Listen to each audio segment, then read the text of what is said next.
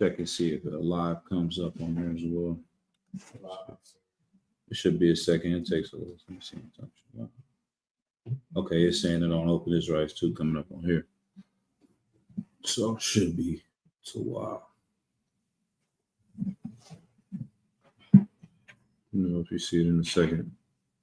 Well, yeah, Shalom Yabashim Yahshai Barakatham to all the brothers. Yahweh Shamar Tham Bashim Yahshai to all the sisters out there online. We're gonna go ahead and get straight into it. Are there any questions online or questions in the room? Can I get a breakdown on the Hebrews 8 and 13? All right, let's get it. No sweat. And that was good, Doc, too, as well. Just, being clear, any given time you got a question, you just boom, like you did. And, I'll go ahead and call you, or I'll say, hold your peace real quick, and then I'll call on you. If you got any comments as well, the same, just raise your hand. So that's a good protocol. I see the water for that. So you said Hebrews 8. All right. Let's go ahead and get it. Yeah. The young man got it.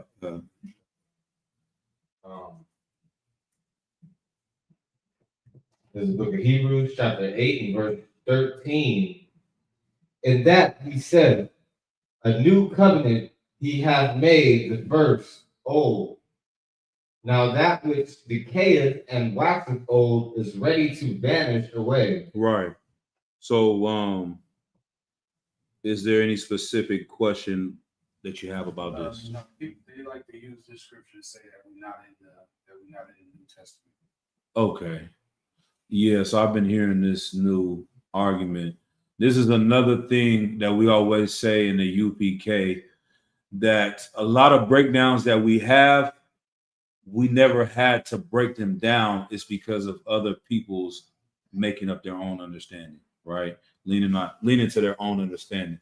So this is a new covenant one that we didn't even have to deal with. It's like saying that Christ was black. Paul and them didn't have to do a breakdown for Christ being black.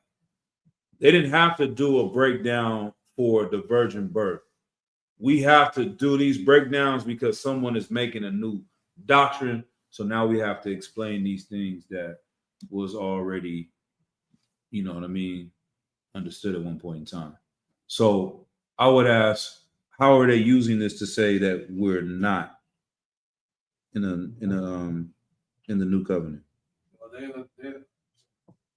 they'll sit up there and say that basically it's not finished yet. We kind of halfway in, like we 1 foot in, 1 foot out, right in between. Right. That's what they'll say. Okay. I don't see where the in between part is at. They'll sit up there and say, "Well, see, brother, it's ready, but it ain't quite ready yet. It's waxing old and is ready to vanish away." All right. Let's see. Let's go up to verse 8 real quick. Blah blah blah blah. Let's go to verse 8 real quick. The book of Hebrews, chapter 8 and verse 8. For finding fault with them, he said, behold, the days come, saith the Lord, when will I make a new covenant with the house of Israel? When I will make a new covenant with the house of Israel, and with the house of Judah, not according to the covenant that I made with their fathers in the day when I took them by the hand to lead them out of the land of Egypt. Right. So the old covenant was about what? Animal sacrifice. This is the covenant of Moses, that you have these animal sacrifices, and that this is how you will atone for your sins, right? This new covenant is after Christ has passed on, and we are no longer doing these sacrifices because Christ was the ultimate sacrifice. This was the new covenant that was to be made. Go ahead and read that part of read verse 10. Or did you read 9? Like go through 9. Okay. finish 9, wherever you was at. Because they continued not in my covenant, and I regarded them not, saith the Lord. For this is the covenant that I will make with the house of Israel after those days, saith the Lord. I will put my laws into their mind and write them in their heart, and I will be to them a God, and they shall be to me a people. Right. So then they go into this thing that all of Israel have to have the laws in them. All of them have to follow Christ, which is the future prophecy of when Christ returns and he's ruling over the kingdom. But right now, the brothers that are coming into the truth, the law is in your inward parts. We do not have to be under the law, meaning forced to not commit adultery. Because what was the punishment for committing adultery under Moses? Right? You'd be put to death. Get a brother in. Right? So now under Christ, if someone commits adultery, we're not going to put them to death. We're giving them grace and we're giving them mercy. The brothers that come into the truth are not committing adultery because the law is in our inward parts. You see what I'm saying? So I remember Captain Azaria talking about this a little bit when he was battling Hassad or whatnot, going over this topic. They are trying to say, is everything fulfilled? No. But that doesn't mean we're not in the new covenant. Because if we were in the old covenant, then I would ask them, why are they not sacrificing bulls? Why are they not killing lambs? Why are they not killing sheep when they sin if we're in the old covenant? And that's why I would have to see them prove that. Right? We'll keep going. Verse 11. And they shall not teach every man his neighbor and every man his brother, saying, know the Lord, for all shall know me, from the least to the greatest. Right. So this is where they're taking this as the literal, like, okay, since every person on earth doesn't know from the greatest to the least, but this is a black man's book. We talk with slang, we talk with flavor. If I say, man, I was just at this party and everybody was there, does that mean the whole entire planet Earth was there? Or is this saying that all, young and old, are going to understand it? You come into the truth as men with gray hair, like a Kamamad, is very young men, like 17. I seen a brother 15-year-old coming into the truth, blazing that camp. You know what I'm saying? And you add on to it too, though, when we come into the kingdom, when Christ returns, yes, everyone is going to be under the ordinance of the laws of God. You know what I mean? But I don't know if is there anything more, or we can keep going further down into it, because when you go down into chapter 9, verse 1, it keeps going and explains this more. No. Okay. Go ahead.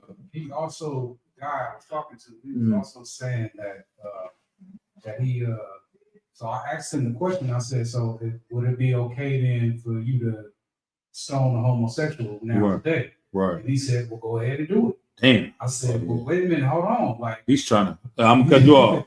He's trying to send you to jail. Yeah, you know what I'm saying? This sound like the police doctrine. You know what I'm saying? But go ahead. Damn. So I'm sitting up there saying, so you need to tell me it's okay to do it. He said, well, go ahead and do it then. You know what I'm saying? I'm like, hold on, wait a minute. Nah, because if I sit up there and I stone him, then I'm gonna get punished and I'm gonna get sent to jail. Right. So that don't make no sense. There you go. This is why, get that brother hand. You know what I'm saying? This is why we say the ISUBK is the only home of the truth. It's a very bold statement, and we want it to be like that, because when people don't have the ability to stand on something firmly, they don't know what they're talking about. If he came out and said that he was the home of the truth, I would at least respect it to a certain extent. When you start asking him that, he's still questioning. He doesn't know what he's talking about, and it's the blind leading the blind. Matter of fact, can you get that one for me real quick? You understand? Let me see. Boom. Go ahead. It was that Matthew 15 and 14. Oh, shut. So these things, and when it really boils down to it, once you start to learn more and more about the history of these things, what is really going on when people make up these new doctrines, it's not about them having some divine understanding of the Bible. them having some great revelation of how to teach this and how to change things to make it better. It really is about a power grab. What do I mean by when I say that? It's a power grab because if you change what the UPK taught since 1969, now you're the authority. That's what we see in the Sakari, the Guerrilla Hebrew. They start saying, okay, this is the Sabbath day. Then this is fringes. We don't do that. You can have a hat on. So what does that mean? If you do something different from what they teach, then you're the authority over the Bible. You're the one that we have to follow now because you know the Bible better than them. But Christ said, you will not know who his disciples are. How will you know his disciples? I'm asking either one of you. Christ said you should know them by your fruits. That's he said you will know who the leaders are by their fruits. Yeah. But how will you know who his disciples, who are his followers? The sheep. He said that sheep will hear his voice. That's close to it. Give me John. Oh, you got it? So I guess they will be following the law, statutes, and commandments. They will be like him. La. So read what you got first, and I'm gonna pull with what I want next. Yeah. The book of Matthew, chapter 15, verse 15. Right. Then answered Peter and said unto him, declare unto us this parable. Right. And Yahushua said, are ye also yet without understanding? Mm-hmm. Do not ye yet understand that whatsoever entereth in the mouth goeth into the belly, and is cast out unto the drop? But those things which proceed out of the mouth come forth from the heart, and they defile the man.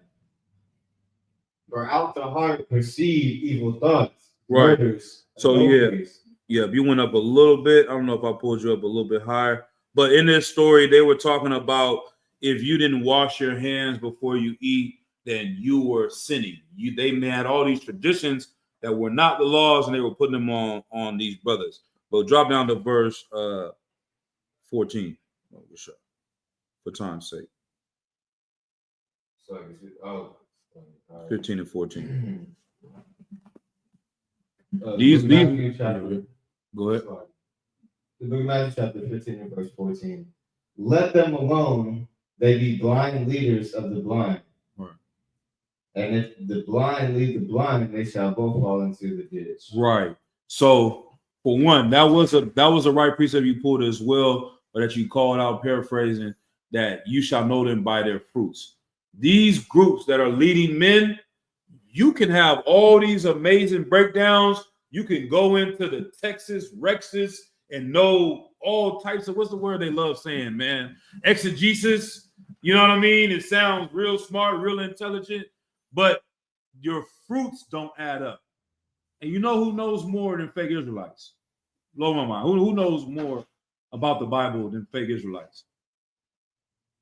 Or these other Israelite groups? Christian? Damn right. Get up, brother.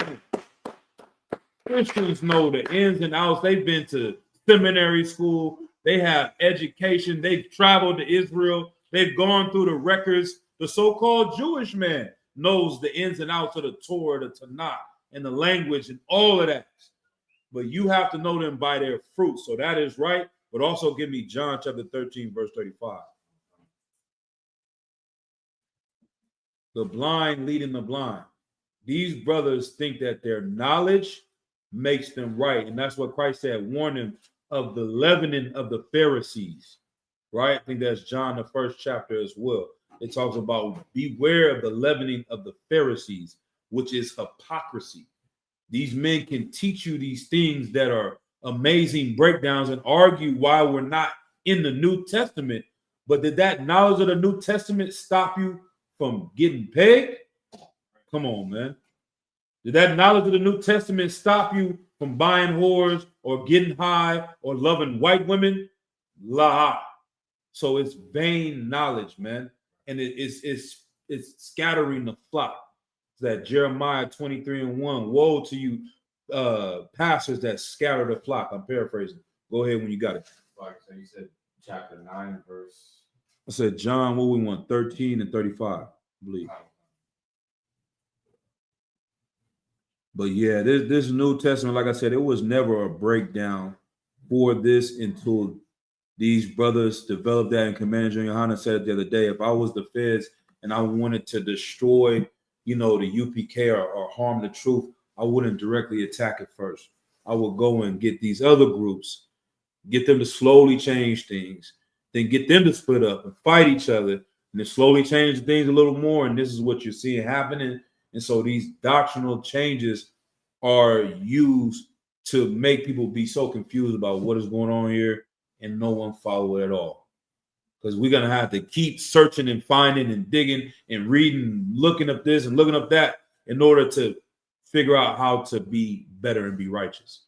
When the whole mission is this. Go ahead. The book of John, chapter 13 and verse 35. By this shall all men know. By this shall all men know. Go ahead. That ye are my disciples. That ye are what? That ye are my disciples. Disciple is someone that follows Christ, that does what he told them to do, that obeys his orders and his commandments. Go ahead. If ye have love for one another. If you have the best breakdowns. If ye have love for one another. If you have all the information in the history of the text of the Greek and the Hebrew. If ye have love for one another. You can remember 1,000 precepts.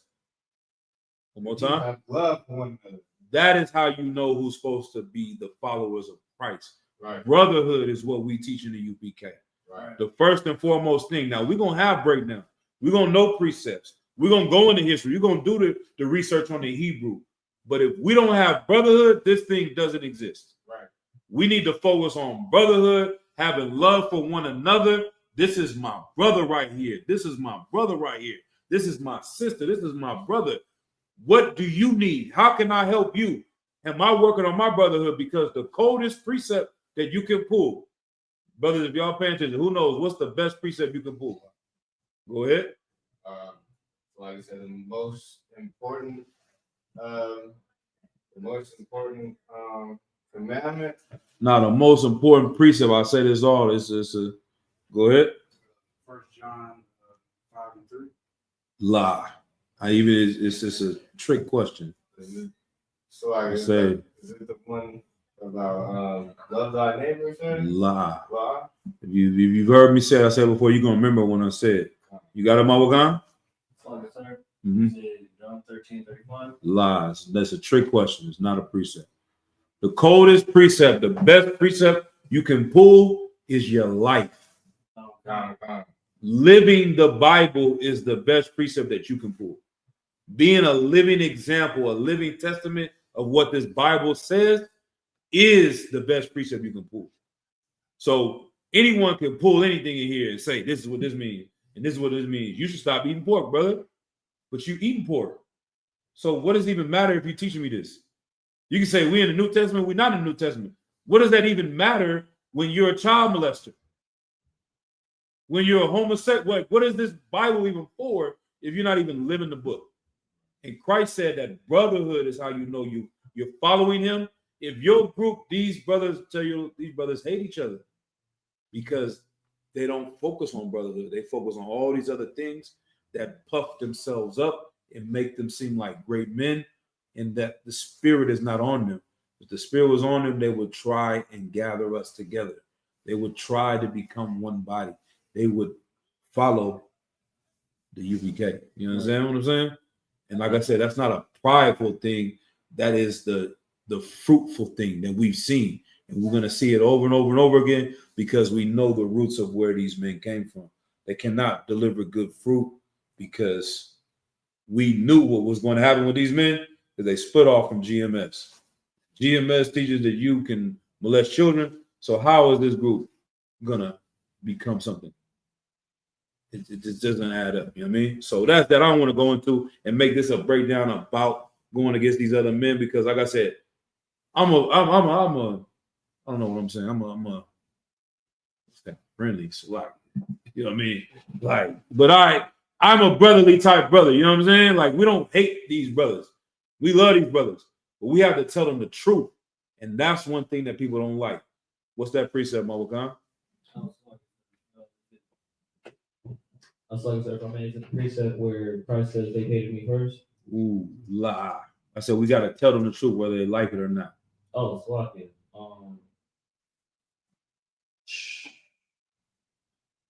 Galatians 4:16, man. Am I therefore become your enemy because I tell you the truth?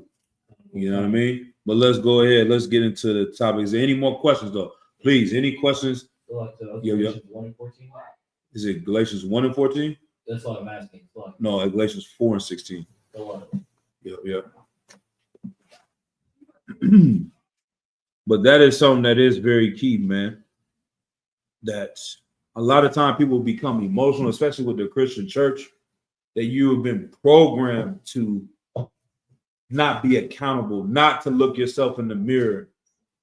It's a very effeminate behavior when someone shows you the truth to not respond to it, but respond to something else. I mean, brothers have been through this all the time.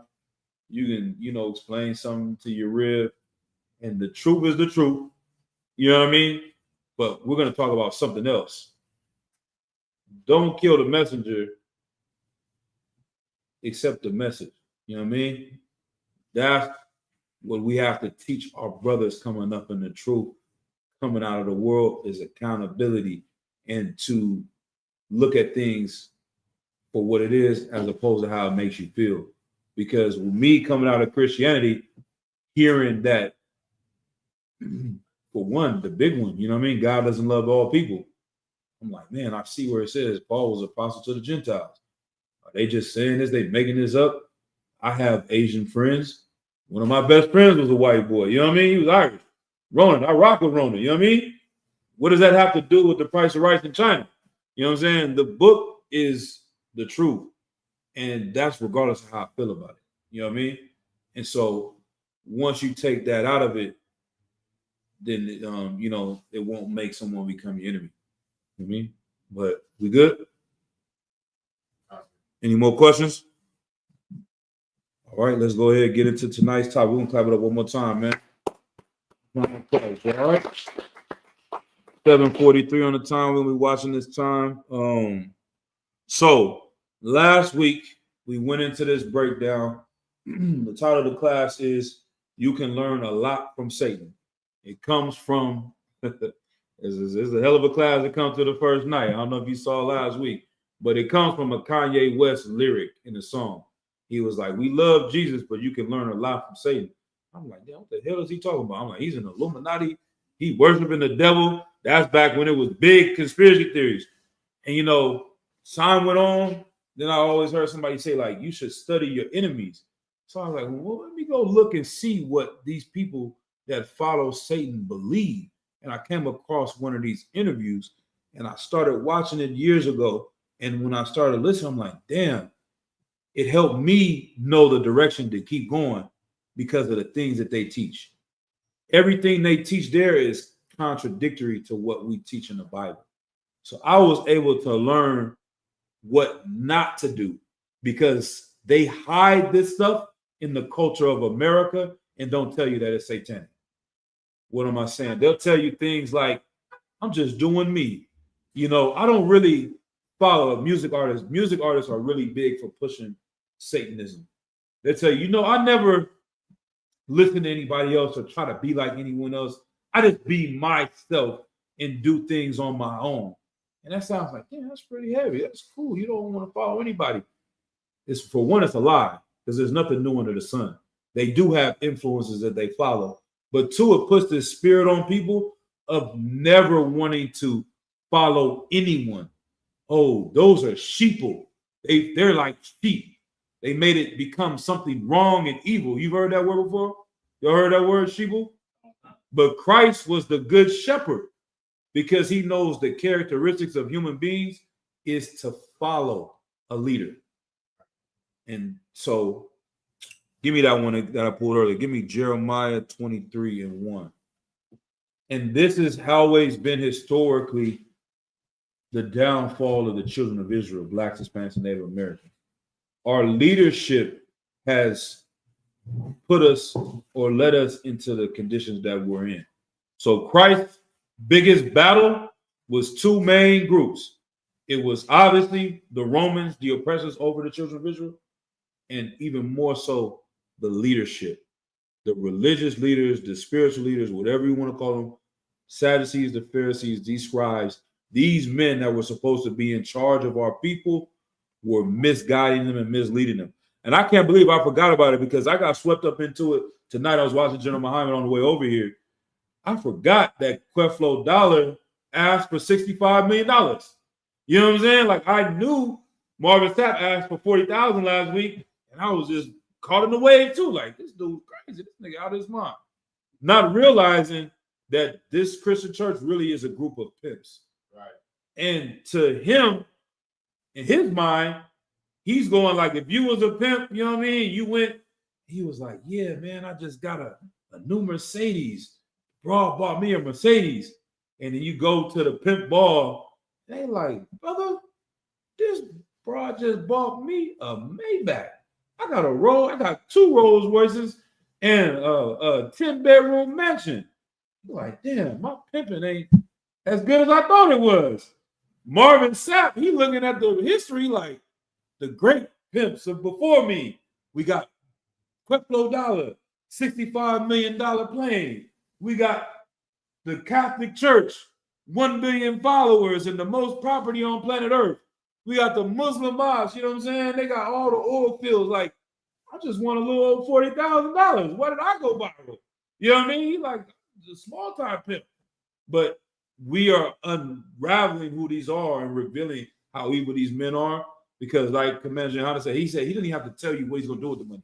He's not gonna help anybody. He didn't even say there was a mission for it. He just said, give me the money, lock the doors. Yeah, I mean, you know what I mean? Like I said, we can't play them games in the truth. We must have rough brother from the street. We start talking about close the door. Somebody really gonna call it. That's a kidnapping charge. I don't know how he got away with it. But some brothers with studs and swords and grills and all, they ain't like, man, these UBK brothers lost their mind. But it's like, go ahead with that precept. I digress. Verse 24. Jeremiah 23:1. Whoever got it, go ahead and read. This is the book of Jeremiah, chapter 23 and verse 1. Word. Woe be unto the pastors. One more time, slow it down. Go ahead. Woe be unto the pastors. What does woe mean? Destruction. Destruction is going to come to these pastors. They can live their life deliciously now, live great, live rich, fly on a private jet. I've never been on a private jet. Creflo Dollar owns one. I can't even understand what that's like. And it really puts into context that 40,000 is nothing. To have the gall and the audacity to ask somebody, the sister was riding the bus. Did you see that part? Are you listening to it? She's talking about, I'm getting on the bus and I'm going to give money to him to buy a plane when he should be giving money to her. That's what the pastors are supposed to do. They're supposed to take care of the flock. So there's nothing new under the sun. Always when you see these things in live time today, just imagine it back then. So they said the Sadducees and Pharisees will come through in large phylacteries, large garments, nice garments, beautiful horses, beautiful chariots, living in great places and palaces. They said King Herod in those palaces in Masada, they had pools in them. I don't have a pool right now. You know what I'm saying? Like they were living better back then than a lot of us today, living in the projects, living in squalor. They were rich and famous back then. You understand? So that puts into context the power that Creflo Dollar has to get that much money today is the power they were giving Caiaphas back in those days, giving men like that were that tried to kill Christ. Not even try. They did it. They were successful in it. But go ahead. Woe be unto the pastors Right. that destroy and scatter the sheep of my pasture. They destroy us by telling us this is a prosperity gospel. That doesn't fix the black community. It causes more evil. It causes you to worship money. It causes you to love Christmas and buy gifts and think that love is gift giving and consumerism, what you can purchase. That destroys us because someone that is programmed to say that material things are valuable will do anything to get material things. And then you can come to the pastor and get forgiven of your sins and say, God still loves you as long as you give me 10% of your drug money. As long as you give me 10% of your stripper money. As long as you give me 10% of your robbing and your whatever, you know what I mean? Then you're good. God still loves you. I mean, that's destroying our people. Go ahead. Thus saith the Lord. Mm-hmm. Therefore, thus saith the Lord, God of Israel, Right. against the pastors that feed my people. Right. Ye have scattered my flock Mm-hmm. and driven them away, Right. and have not visited them. Right. Behold, I will visit upon you evil of your doings. Right. What does it mean when it says you have not visited them? Anybody? Go ahead.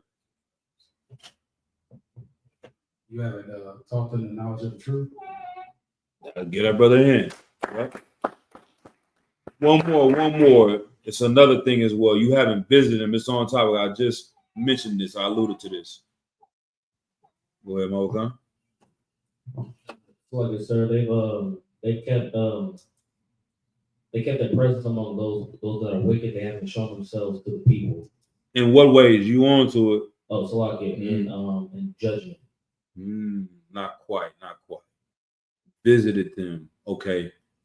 Think about this. What does that mean when someone, go ahead, comes visit you?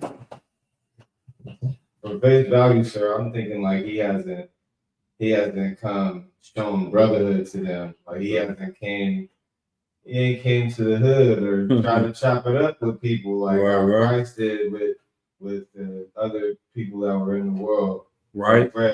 That's on to it. What's another way like you visit? Think about how you visit. I'm just saying, how do you visit people? Where do people need to be visited at? Go ahead. Going to their home. Going to their homes. What's another place? Workplace. What? Go ahead. Where they are. Where? Where they are. Where they are? Not quite. Think about, okay, I'm for time's sake. There's two places people need to be visited. Ooh.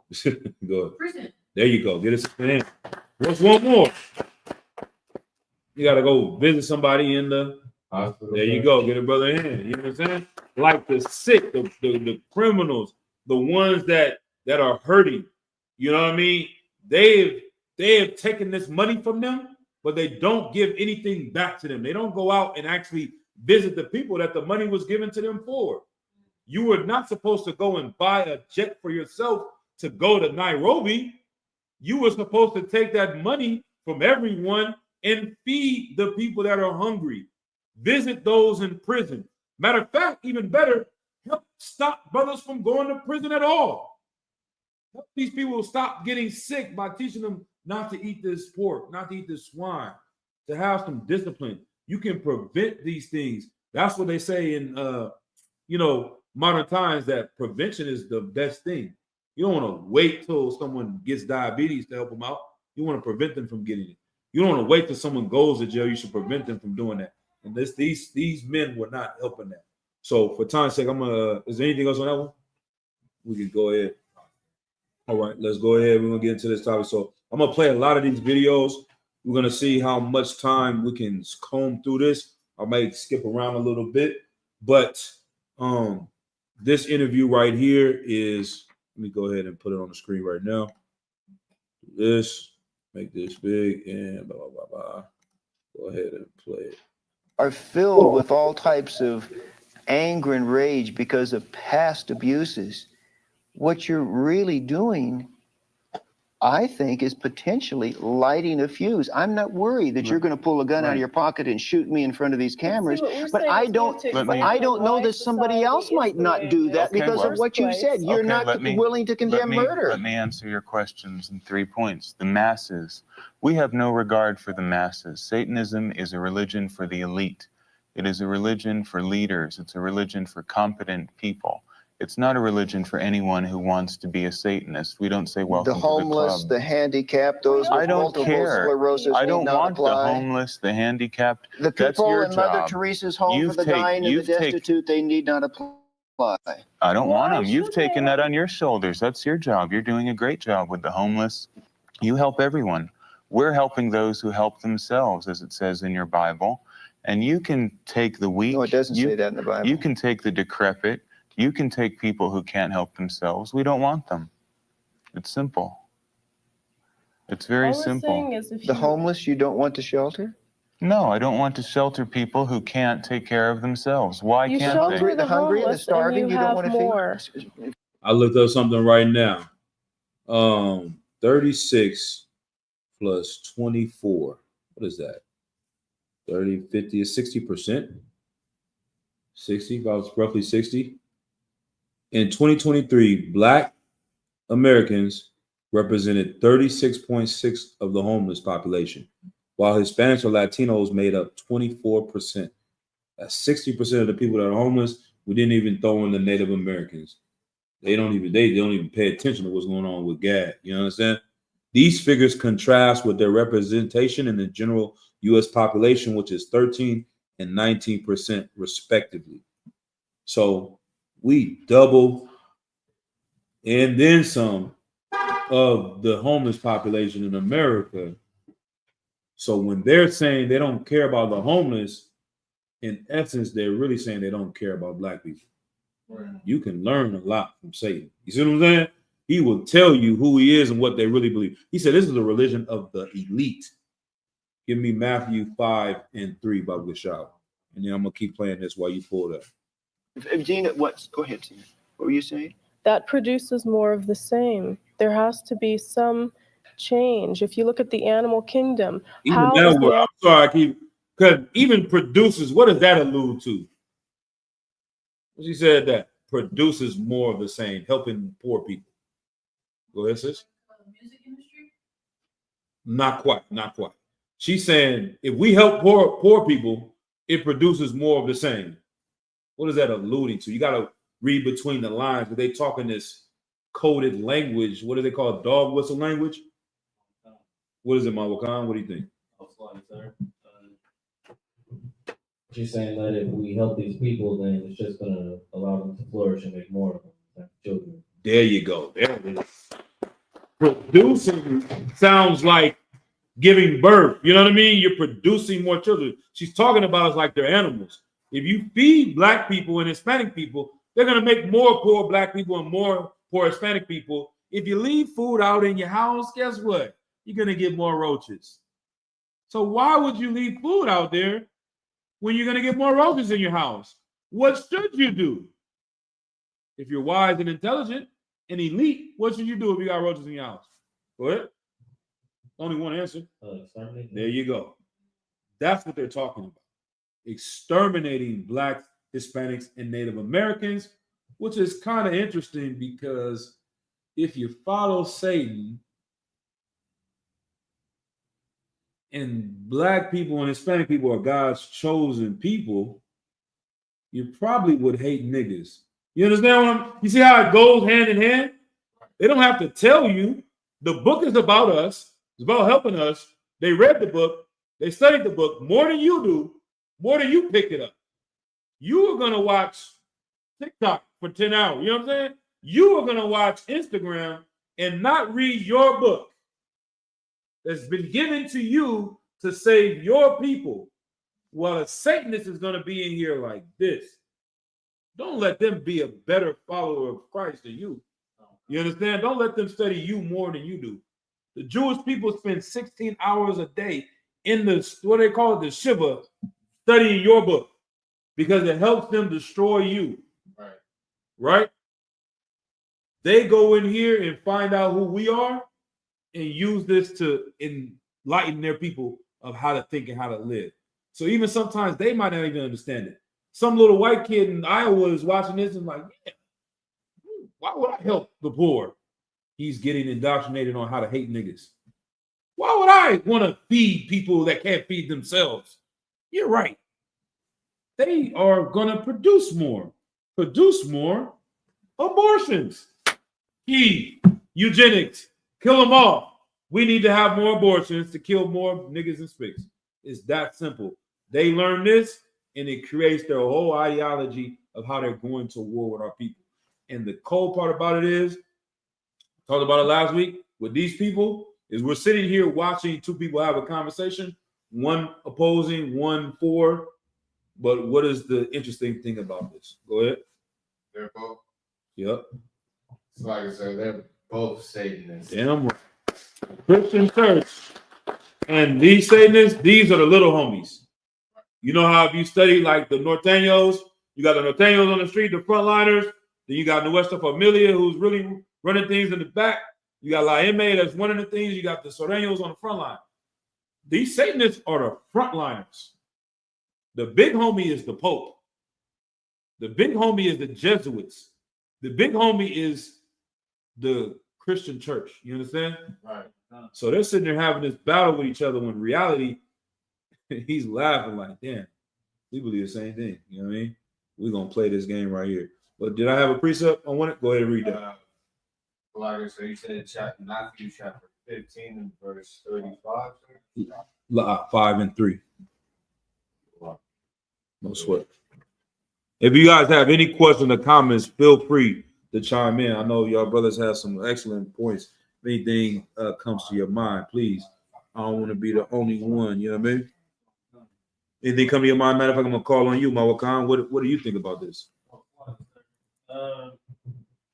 Like comment I could put out there is like, even though this is specifically like they're specifically out here targeting Black Hispanics, because when they think of a poor person, what comes to their mind is going to be a Black or Hispanic person. Right. So what's so evil about these people is that they even feel this way about their own people that are poor. Right. Like, you can be in a Bible Belt of America. Okay. And these people wouldn't even want to spit in the direction of a poor person. And it's just like, it's like you have no sympathy for anything except yourself. Like, so it's just like these people, like at least with a brother, like I've seen a drug dealer give a homeless man money before. Right. You know, but like I was working in Santa Rosa a couple weeks ago. I love working out there because I just be seeing a lot of drugged out poor white people. Get out of here, man. Yeah. And you know what? So, as another thing, there's so many different dimensions. There's so many different breakdowns of this class, and I'm gonna try to get through more for the week. Definitely got about like 10 more minutes of this stuff. Is there certain things that we say sound like what they're saying, and then there's certain things, you know what I mean, that we go against, and they'll be like, "Y'all evil," you know what I mean? But it's because the Christians have this guise that they're good, when it's really the evilness in that. And then I'll try to explain it better when we get to those points. But yeah, that's a righteous spirit when you're saying that, because they put everything into destroying us, but that same sword they use to cut us down is cutting them. Right. We will not sell drugs to white people. You know what I'm saying? Christ ain't gonna come back and be like, they need fentanyl, and they're like, you know what I mean? We're not gonna do that to them. But they try to destroy us so much, and their greed and their lust for power is what we're seeing happening right now, that they're destroying themselves, which is a great movie. I'm gonna go back. I don't even know if I really watched Frankenstein, but the concept of Frankenstein, or these movies where these AIs come and destroy them, perfectly represent what is going to happen to Esau because of his pride and his lust for power and greed. These things they build to create, and the perfect example is when the Feast of Purim with Haman. He built these what are they called? Gallows to kill Mordecai, and those same gallows came and he was hung on his son. Right. It's very poetic. Right. You know what I mean? You got something? Go ahead. I was gonna say, isn't it like that scripture that says they'll set a trap for you and they'll fall in their own ditch? Get a brother in. That in Proverbs. Yeah. That's an excellent precept for that. Let's go ahead with you got the precept? No sweat. Go to Matthew chapter 5 and verse 3. Blessed are the poor in spirit. Come on, read it like Yahweh is speaking. Blessed are the poor in spirit. Right. Blessed are the poor in spirit. They said Christ taught with authority. We reading this in red. Christ out there teaching the people. He's letting them know something they didn't know. They didn't understand. He's got to tell you one more time. Blessed are the poor in What? spirit. One more, just the first part. One more time. Blessed are the poor. Blessed are the poor. That sounds crazy in America. That sounds crazy to people that worship Satan. What do you mean, blessed are the poor? Why would I want to be poor? See, they think that that means that we should try to be poor, stay poor, never have anything. No, that's not what he's saying. He's saying that Christ knew that there was worth in the ghetto. The reason why these people are in poverty is because of their leaders, because of their oppression. But blessed are the poor because Christ is here to deliver them. He sees value in the ghetto when you are able to make a glorious meal out of top ramen and make a spread, and it actually tastes better than what you would go to and get $1,000 plate in San Francisco. You're gonna be like, this tastes like garbage. They didn't charge you $400 for the plate. You can go to the hood of somebody's house in prison and get a better meal than what they have with that. Right. So just imagine how glorious we'll be when we have what they have in San Francisco. Blessed are the poor because we are the salt of the earth. We have the things to make something like oxtails, which is supposed to be trash, a delicious delicacy. Now the prices have gone up. We can't even get oxtails no more because they didn't took it from us. You understand? But if we have all the resources they have, can you imagine the type of things that we could cook and make and do, and technology we can invent? If somebody in the ghetto can invent this with nothing out of the trash, what happens when he's going to the greatest institutions? You know, who knows what we can create. You know what I mean? So blessed are the poor. Keep going. In spirit, Mhm. for theirs is the kingdom of heaven. Right. Theirs is the kingdom of heaven. This is what we're supposed to have. I'm going to play this video a little bit more. All right. Animal kingdom able to survive. There is no such thing as Back homeless. to social Darwinism again. In the animal kingdom, you preserve what is strong. Hang on. You give more food to the stronger animal. Until humans You don't intervene feed the and start weaker killing one. the I'm animals. Taking too far with these devils. The rich get richer. The poor get prison. It's a book I had. You know what I mean? It's back there. The rich get richer, and you just say the poor get poorer. The rich get richer and the poor get prison. You got to give more money to the rich people. This is why the CEOs make 148 more times than they did back in the 1970s. Because they're like, we got to Elon Musk. He just made, y'all know how much he made since November? Y'all ain't heard that, right? All this about protesting Tesla and they losing money. Somebody asked Google, how much money has Elon Musk made since November?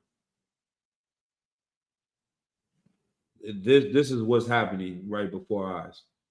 I knew he worshiped Satan before. He didn't have to do a Nazi salute for me to believe that he was the devil. I know who the devil the Bible speaks of. Right. Because we've been training the UPK to see these people for who they are. You go to a rock concert though, and they show you they love Satan. You know what I mean? But that's just a small segment. The whole community is operating like they worship Satan. Go ahead. This is on Google. Mhm. Since November 2024 election and Donald Trump's victory, Elon Musk's net worth has surged, with reports suggesting an increase of around 170 billion, driven by the surge in Tesla's stock price and investors' optimism. He made $170 billion in the past couple months, Akim. He almost doubled his worth since rocking with Donald Trump. And they will not pay us a livable wage. People working overtime, triple time, can't see their kids, can't do anything. People literally dying, working. Right. You understand what I'm saying? Like, I need to go to the hospital. My knee hurt. Like, I'm gonna get evicted. That's slavery. You know what I'm saying? Like, you got to make a choice between keeping your toe and going to work. You know what I mean? It's like, well, damn, I got 9 more. I'm just gonna hobble in. You know what I mean? Like, you are gonna kill yourself in order to survive when this bastard has made 170 billion. Like, they make it so small that if you really understand what $1 billion is, I'm gonna keep going for time. Say, go online and look up what $1 billion looks like, what $1 billion looks like in rice.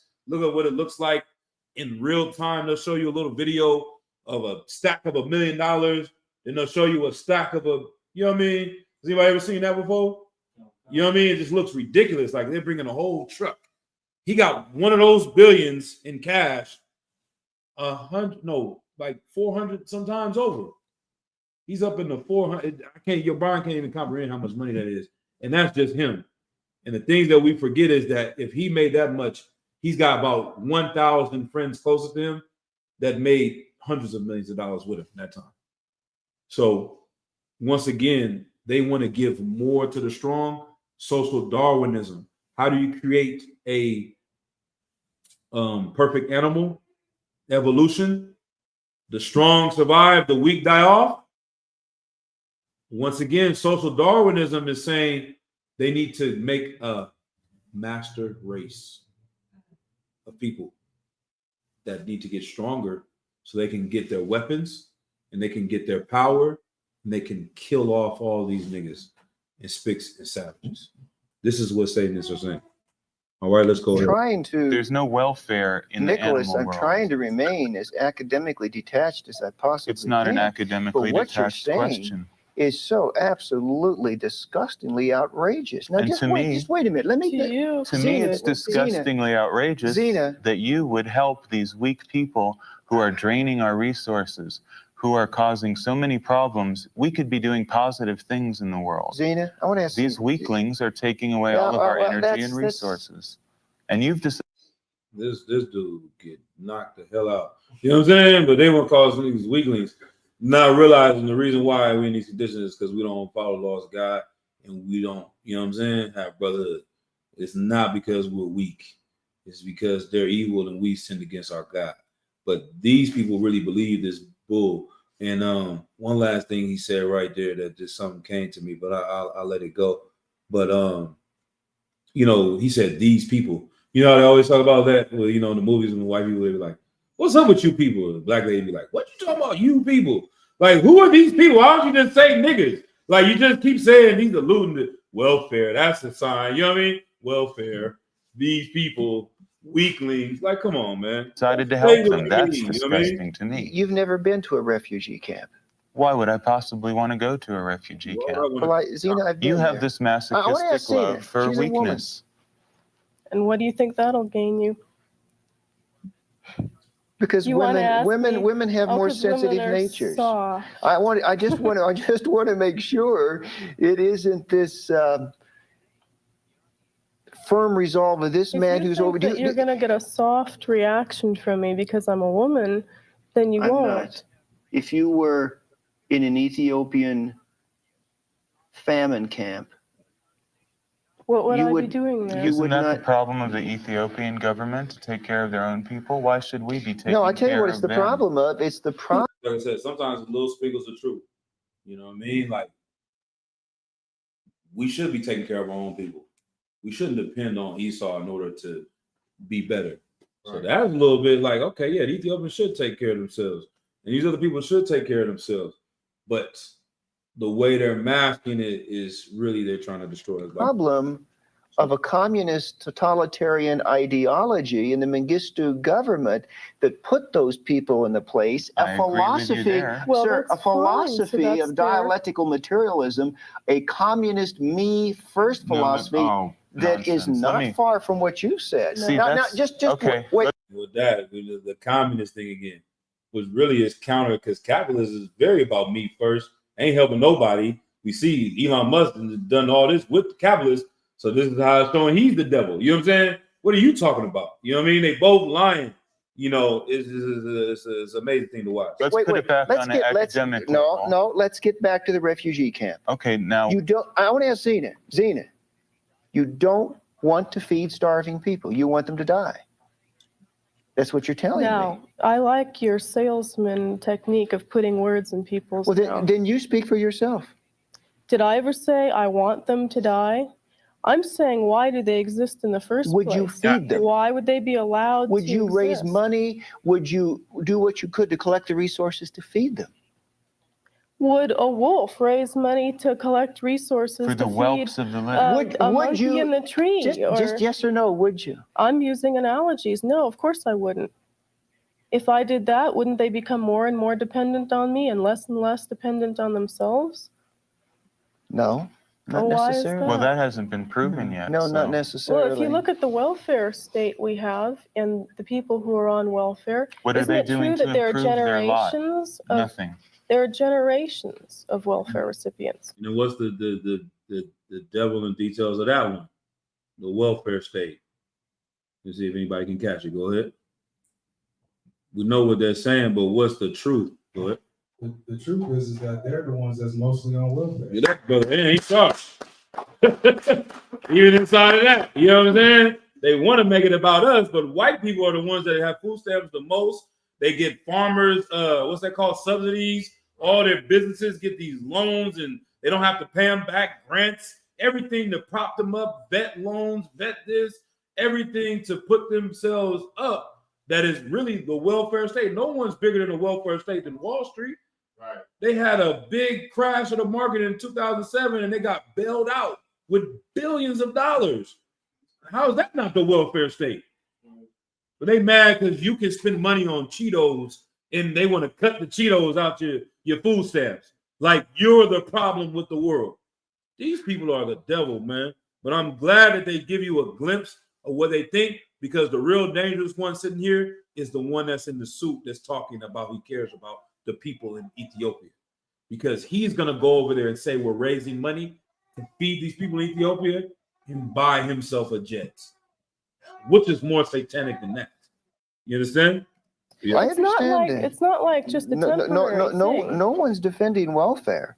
Well, but it's all the Here's- same look, But we're concept. talking about You people. just- No. We're not talking about either lazy people or incompetent people. Incompetent Yeah, people. no. Yes, we are. Sir. The Ethiopian government is incompetent. But the people who suffer the starvation Why do we have a responsibility to help them unless we believe this nonsense in the Bible? because they're, If we're realists, we because they're don't human have any. beings, because they feel pain, because they suffer, because they hurt. Does not the hurt and pain That of isn't another enough. That isn't enough reason does for not the hurt and suffering of another human being at all if touch your if the human being is worthy So of what my you're attention. I love people who are worthy of my love. That's very few. And what you're saying People is who we are have- strong, I admire them. I'll help them. I won't help people who are weak. And Okay. what you're saying is we have to take the responsibility of other people's actions upon ourselves when we've done nothing, and absolutely nothing, to have that result. Mm. We didn't do anything to Does that matter? promote. They hurt. I mean, they're in pain. Does it matter? Does it matter? They hurt. I mean, you hurt. You call yourself an animal, but you hurt. You cut your finger. You bleed. You And we take care trip of and it. fall We and take break care your of leg. it. Where's the But- social agency that helps hurt Satanists? It doesn't exist. We help ourselves. And we encourage the same kind of self-discipline. Well, you go to and the fortitude. same hospitals I can And go let me to. tell you something. When I go to a hospital, they see I'm dressed in black. They look at what they call occult symbolism and they say, oh, you're a Satanist. I get treated last. No, he's discriminating. That's because Well, you've chosen to wear that. and I'm proud of it. I'm not complaining. I'm And well, saying, why don't they look say, at the "Oh, reality you're of the wearing world. a camel hair blazer. You're a Christian. Why should we?" I would. I'm not asking I for wouldn't help. treat you last. Okay, but I'm telling I you wouldn't that's treat This you is the way last. the just a world standard is. We don't hospital. look for help. Why should we give help to others? This is Zena. This is your Luke chapter 4, verse 18. I'm gonna keep playing it while you get that. father's book, the Satanic Bible. I mean, this is it. This is the diatribe of the devil that has brought together thousands of people in your belief system. I dip my forefinger in the watery blood of your impotent, mad Redeemer and write over his thorn-torn brow, the true Prince of Evil. Isn't that poetic? Do you believe that, Zena? I love how they say that too. And aren't you taking it a bit out of context? I'm reading it. I mean, I'm reading Oh, it. Well, okay. isn't Hand me that I- holy Bible, and I'll read you something too. Zena, you know what I'm reading. I mean, you know the Isn't book. Je- It's page Right. 30 By our right standard, here. Jesus is the I- true Prince of Evil. Will you Let let me- me read something from my own book? Well, let me read it first. Oh, okay? and why is that? You don't want to. I'm reading. Why can't I choose things to read as you would choose things from your Well, book carefully because to I'm read? the person conducting the interview right Well, now. maybe we should interview. Pastor, he said, "Bitch, I'm running this show over here." That's how the brother tried to do us up there. If you don't want to be here, you can go. I'm like, damn, I thought we was here for the brotherhood. You know what I'm saying? But I digress, man. But he was like, yeah, I'm running this up here. You can get your own show. You know what I mean? So yeah, that's what we do at camp too. They always want to tell us what to do. Now this is go get your own podium if you want to talk about that. You know what I mean? You. I But gaze, survival of the fittest. You I are a gaze Darwin. into the glassy eye of Why your aren't we- fearsome Say it, man. Jehovah. Right? I pluck him by the beard. I uplift a broad axe and split open his worm-eaten skull. Right? Did you know who wrote that? You tell me. Do you know who Ragnar I don't Redbeard is? Who? Ragnar Redbeard? No idea. No. Yes, Redbeard. Yes, he wrote this. Well, your father's requoted it here. Okay. Whatever the case. Now, this is violent. This is abusive. It is To Jehovah? it's insulting, but beyond the insulting part of it, do you not find any reprehensibility in using this kind of language? Mind you, I don't believe that Buddha is God. I don't believe that Muhammad was a prophet, but I would never write something like this about Muhammad or Buddha. That's course because you not. feel like you have to please everyone. No, all the because time. I would have some feelings of sensibility. I mean, you don't feel that there's any inciting of any violent rage in people in this type of language. Obviously there is. Of course I'm there asking is. Zena, do Of you? course there is. Oh, you do believe there is the inciting? There's the inciting of some realization. I wouldn't say of a violent rage. There's the inciting, what I've heard anyway, that people read that and they say, yes, that's the way I've felt all my life. All right, I want to go through the 9 satanic statements, and I'm going to ask each of you alternately, if you will, to elaborate on them so that there is no They should be pretty misunderstanding. self-explanatory, but Unlike the Okay. Christian Bible, the Satanic Bible speaks for itself. It requires no scholars to have councils There's of no Trent to hidden decide meaning. what this word meant or I that wouldn't word. say that the Bible does either, but let's get to the 9 satanic statements, okay? Satan represents indulgence instead of abstinence. Zena? isn't that self-explanatory? What is indulgence? That you have to be good to yourself before you can adequately be good to others? Is that evil? Is that wrong? Are there any? That's some things that we hear too, right? Like I hear artists say that. Like, you know who says that a lot though? I gotta be good to myself or I'm good to others. That's a big one that we hear a lot. Who says that the most? I can think in my mind. Artist, sir? Artists say that, but it's another big group. I don't want to throw you off. It's not too. What you got? Who does that sound like? If I say it in the voice, y'all gonna understand it. That sounds like a psychologist. Like that's something that's in psychology a lot. But who repeats it? You want? Go ahead up. Who's always talking about I gotta take care of myself before I take care of somebody else? I want to say a Christian. I don't know. They are a big segment of Christians. I want to say a Christian. You got it, Mawakan? Black people. Not quite. It's this part, but I'm gonna say it one more time. I'm gonna try to say it like them. Maybe I gotta take care of myself while I take care of somebody else. I gotta focus on me and what makes me happy. No. Go ahead. Women. There you go. You know what I'm saying? Why did your kid not have a father? Because I wasn't happy. I wasn't happy, so I'm leaving. So I can be there for my kids. I got to take care of myself to love them, which is evil as hell, and it's satanic, and it's selfish. You understand? Go ahead, up. Well, just to clarify, when I said black people, I was saying black people. Go ahead. Don't hold the truth. You know what I'm saying? This is something, but this is not their fault because these oppressors put this in the culture and they teach it to our women just like Satan did in the garden. He went to the woman first and he tells you these little lies that sound good, right? What is that precept? Is it in Jeremiah? Is it Jeremiah? I think it's Isaiah 10 or Isaiah 30 and 10, where it talks about tell us smooth things, teach us things, don't tell us the truth, basically, teach us lies and deceit, things that you want to hear. And so that's how a lot of times they're able to finesse women, because how does that sound wrong? You see what I'm saying? Like, it wouldn't sound wrong unless you heard a Satanist say it. But when I'm gonna bring her part back real quick right there, Limits on and that just think about it, indulgence? how all the other people we've heard There's say another the section in the same Satanic Bible thing, that differentiates they don't think it's indulgence evil when from they say it. compulsion to others. Is that evil? Is that wrong? Let's get to the 9 satanic statements, okay? Satan represents indulgence instead of abstinence. Zena? Isn't that self-explanatory? What is indulgence? That you have to be good to yourself before you can adequately be good to others? Is that evil? Is that wrong? Is that wrong? Now look up the definition of indulgence, and that's not what it means anyway. We looked it up last week, right?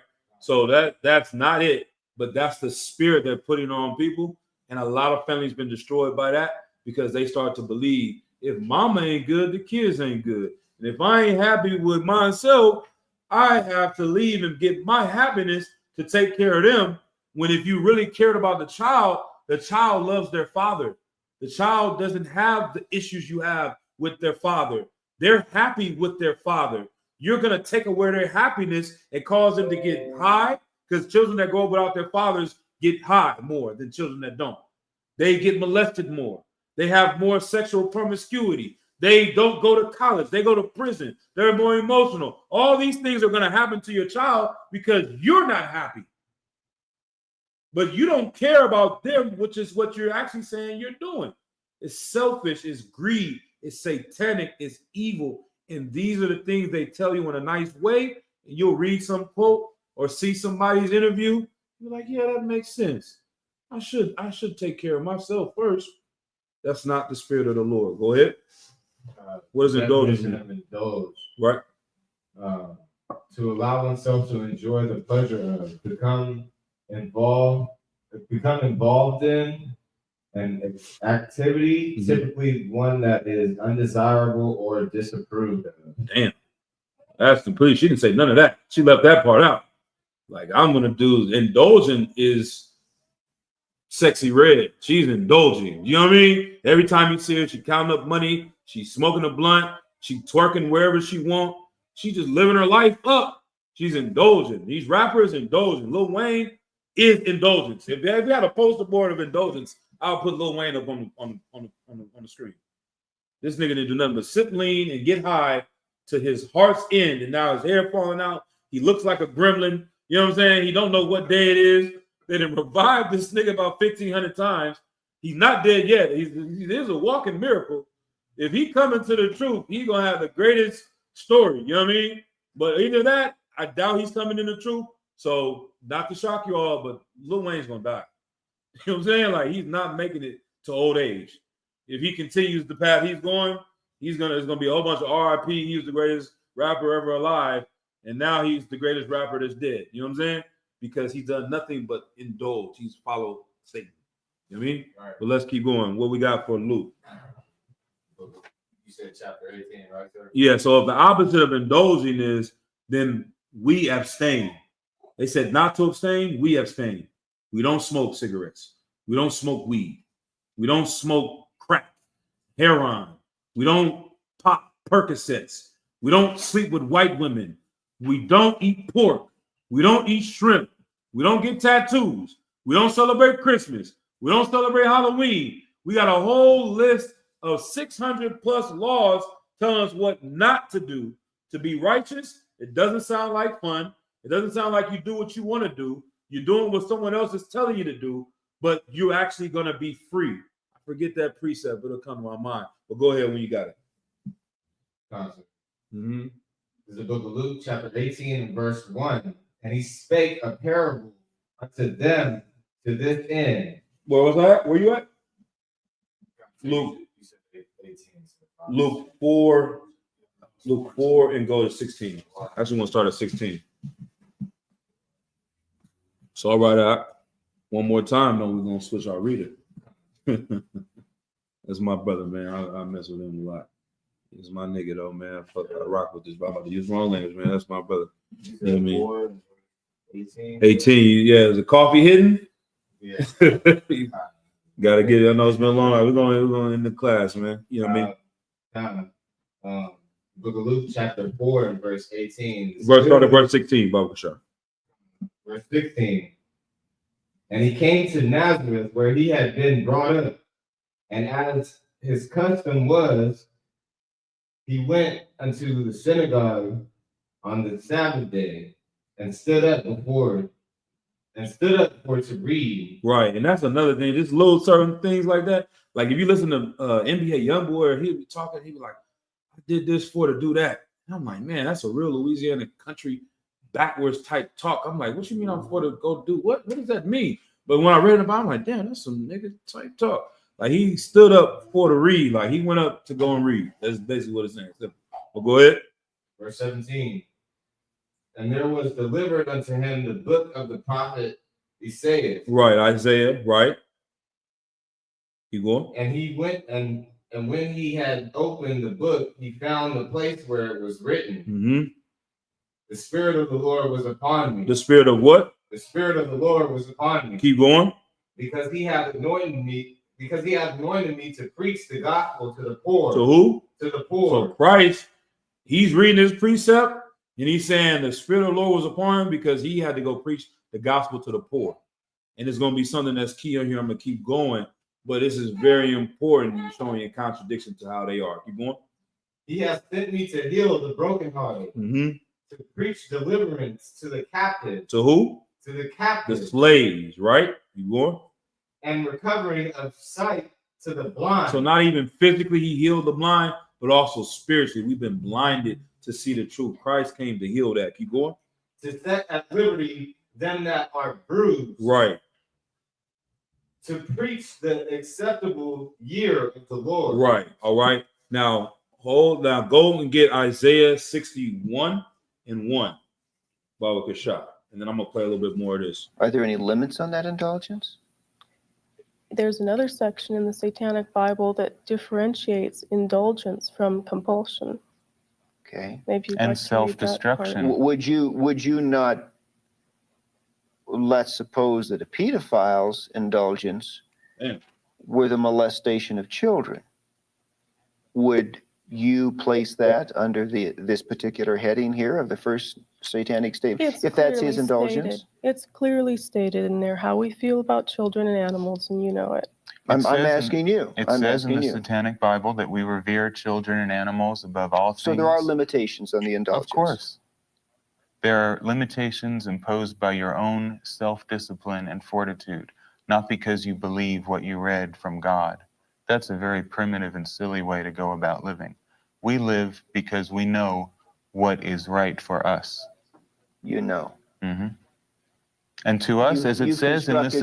You've constructed your own individual reality. And I think it works a hell of a lot better than the Christian one. Okay. Well, since you talk so much, I'm going to come back to you for number 2. I'd have had to cut on that. Like, I ain't gonna lie. I haven't seen it unless they're really good at hiding the kids and killing them and putting them away. There's a lot more molestation come out of that Christian church than the Church of Satan. Right. So he did cut them if you really pay attention to that too. Like I said, this is also to show you can learn a lot from Satan, like how evil the Christian church is. Everything he is going against them for, the Christian church represents a way lot more. They've killed way more people than the Church of Satan. They've molested way more children than the Church of Satan. They have done all these things that they are saying they're evil for, which is how they're looking at them. They're like, Mr. White Man, who the hell are you to come and tell us we're wrong? Because we want to worship Satan. When y'all say y'all love Christ and do everything against him. You know what I mean? Right. Satan represents vital existence instead of spiritual pipe dreams. I think that does need some explanation. What do you mean? I really don't see how it does need explanation. What is vital existence? You don't know what vital existence is? I'm asking you. Our life here and now, living for, as I've said, all of the earthly and carnal pleasures. What is a spiritual pipe dream? Looking to some external deity or source for your answers. If something horrible happens to you, you just pass it off and say it's God's will. I'd call that a spiritual pipe dream. Okay. Nicholas, Satan represents undefiled wisdom instead of hypocritical self-deceit. Look at the world as it really is. Don't delude yourself into thinking it's a way that it is not by calling upon holy cant and scripture as your guide to life. Let's look at the real world, look at the human condition as it exists right here and now. Okay. Number, I'm gonna see if it plays too fast. I'm gonna try to speed it up a little bit because it got about 8 more minutes. I usually don't play this many videos this long, but it's just so much in here in these short 8 minutes that I think is important, and we're gonna pull all the precepts out and close the class out. But let me see if it's too fast at this speed. I'm trying to speed it up. 4. Satan represents kindness to those who deserve it instead of love wasted on ingrates. See it? Well, I already explained that too, insofar as turning the other cheek. Kindness, if you're kind to me, then obviously I will be kind to you. We treat people as they treat us. If someone's going to be rude to us or treat us inappropriately, then they have to expect that in return. We won't waste our kindness on what we would consider ingrates, and that is being treated with disrespect or rudeness. Slow down just a little bit. Number 5. Satan represents vengeance instead of turning the other cheek. And let me flip over here to page 33 and also quote in companion to that, quote, hate your enemies with a whole heart. If a man smites you on one cheek, smash him on the other. He who turns the other cheek is a cowardly dog. Doesn't that speak for itself? Yeah. So even that, like I said, is intertwines because we don't teach that either. You know what I mean? We teach turn the other cheek to your brother. They taught us in the Christian church to turn your cheek and be oppressed and let these people rape and destroy your whole family. That's not what Christ was teaching. And it's satanic to teach that. You know what I'm saying? So he's making them seem evil for teaching that you should hit somebody back that's abusing you, when really it's evil to teach someone not to hit someone back if they're abusing. You know what I mean? Right. So sometimes you got to catch that they're going to say some things that. What's your point? Like I said, I'm just asking you. I'm asking you. These are your beliefs. Right, Hollywood Boulevard and you were attacked because by... your grandma watching this is going to be like, see, I got to let them beat me with Martin Luther King because look what Satan said. Satan said him back. I shouldn't do that. I should just bow down and let somebody step on my face. Like she gonna believe that she gonna believe this other dude is the truth to follow. She gonna follow the other guy just because he's not a Satanist, and she's gonna get further falling into the traps of Satan. Go ahead. They're kind of hypocrites because, well, they are hypocrites because one moment you saying that we shouldn't help these people at all on the street and feed them at all, and then the next minute you're saying, "Oh, we're gonna treat them the way that they treat us." But if that's the case, then you treat them evilly by not helping them. So shouldn't they treat you evilly too? Right. Get a brother hand. That's the spirit. You understand what I'm saying? Like there's a lot of contradictions in these people because they're teaching nothing but lies. And that's why it said, "You are of your father, the devil." John 8:44, where it says that he was the father of lies. So even when they do tell the truth, it's just a result of a double lie, even if they give some kind of truth, and they're just in a spiral of lies. That's what I'm saying. We're just watching two liars, two negatives, just trying, you know what I mean? Just sparks of lies going on, but it reveals what the truth is in their cesspool of lies we watch. Yep. By a gang of drug dealers for no apparent reason. That's what I had to do. Would you bow down to them and say, "I'll pray for you"? Like this. Or would you try to do something to survive? Well, you see, I don't. Well, you're asking. You want me to No, answer you the asked question? me hypothetical questions. So, you see, well, I already explained that too, insofar as turning the other cheek. Kindness, if you're kind to me, then obviously. I'm just asking you. I'm asking you. These are your beliefs. Right. Hollywood Boulevard and you were attacked by a gang of drug dealers for no apparent reason. What would you do? Would you bow down to them and say, "I'll pray for you"? Or would you come with these dog whistles? A pack of drug dealers? Come on now, man. Why they just might as well just say niggas and Heil Hitler? You know what I mean? Just come on out the closet. You know what I mean? A pack of drug dealers. Who else is that in the 80s other than a bunch of black men? Like this is literally showing you what the people that worship Satan hate. They hate black people. You know what I mean? Try to do something to survive. Well, you see, I don't. You're asking. You want me to answer you asked question? me hypothetical questions. So, you see, I most certainly, if my life were endangered by someone who murderously or violently were attacking me. Now, some Christians would differ on this. Some would say kneel and pray. I'm not one who would kneel and pray. I don't run 5 miles in the morning for nothing. I'd run. I'd get out of there as fast as I could or fight for my life. But that's not what we're talking about here. We're talking about vengeance and revenge. If you wrong me, however you wrong me, I will give you that same wrong back. But if someone is physically striking you with their fist or hitting you with a steel rod, there is no question in anyone's mind you're being wrong. Mm-hmm. But in the abstract, and this is what we get back to earlier, it seems that you reserve the right always to determine who is the wronged party by your natural brute instincts. Yes, and what I'm saying That's right. is that that the Bible tells us that the heart is deceitful and wicked, and who can know it? And common sense tells us that we all have been mistaken at some point in our lives, Bible. assuming that we were the wronged one, when in fact we may have been the person hurting someone else. The Bible teaches us to hate our own instincts. The No, Bible is a no. guidebook to how not to survive. No. The hero of the Christian religion is someone who willingly sacrificed themselves. Now, to me, someone who willingly dies on a cross and thinks that's a victory is a neurotic person. I don't worship such a God. So if you want to sacrifice yourself, go ahead.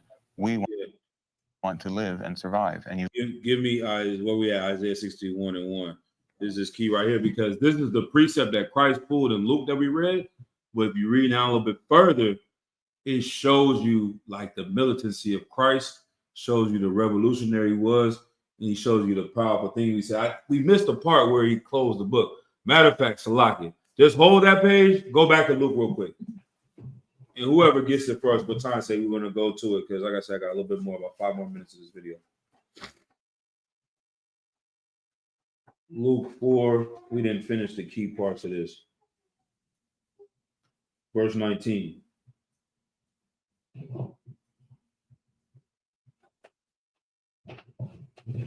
The book of Luke, chapter 4, verse 19. Matter of fact, read up a little bit where it says to set at liberty, right? Oh, come. Mm-hmm. To set at liberty them that are bruised. Right. When you get liberated, that means you're free from captivity, you're free from slavery. So he wants to liberate this group of people, the children of Israel, because we've been bruised and abused, right?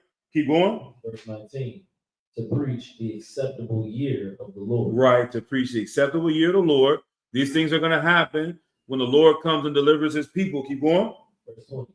And he closed the book. Right. And he gave it again to the minister. And sat down. Keep going. And the eyes of all them that were in the synagogue were fastened on him. And Christ told Cody, came up, read something real quick, read a precept, and then closed the book and went and sat down. Go ahead.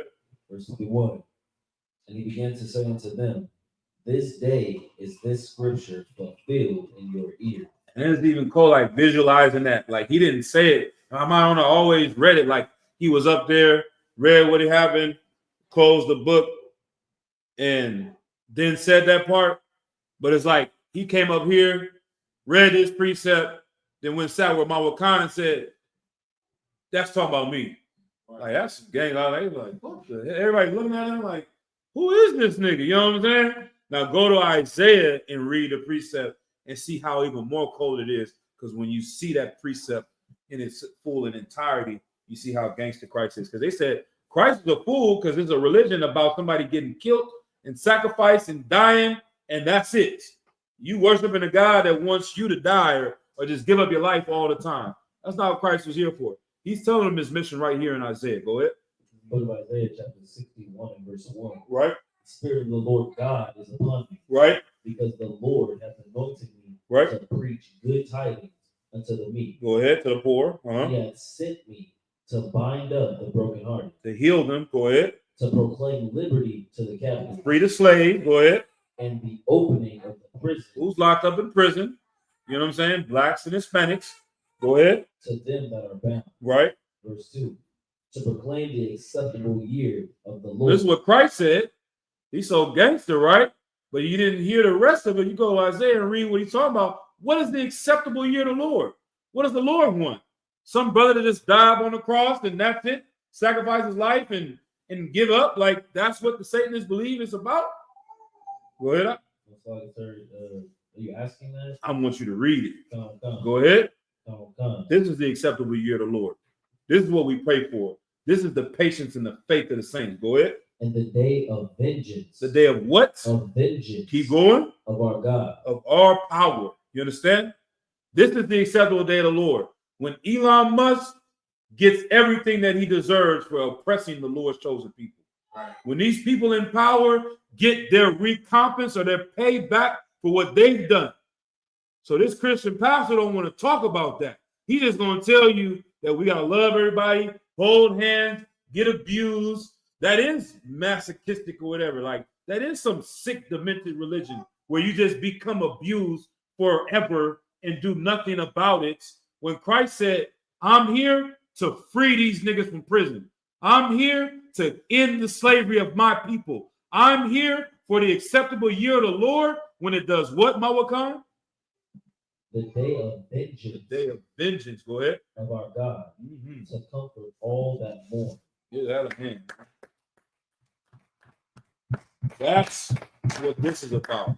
That's the context they don't want to teach. You have something on it, Doc? All right, let's go ahead back to this video and let's keep it going. You live by returning a wrong back to the person. It's very And I think simple. that's the irony, too, of all the accusations of our sacrifices, whether they're children or animals or whatever. The whole concept of sacrifice is a Christian concept. Because we don't believe in any anthropomorphic deity, there's no need to sacrifice anything for anything. Well, we'll get to that. I'd like to come back to that in a moment if I can, please. And if I forget, you please bring it up, all right?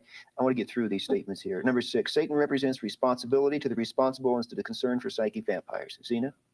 A psychic vampire is someone who drains you of your vital energy, someone who is constantly looking to you for their support and for their energy. Responsibility to the responsible means if you demonstrate that you have a certain amount of responsibility, you will gain that much more responsibility. Your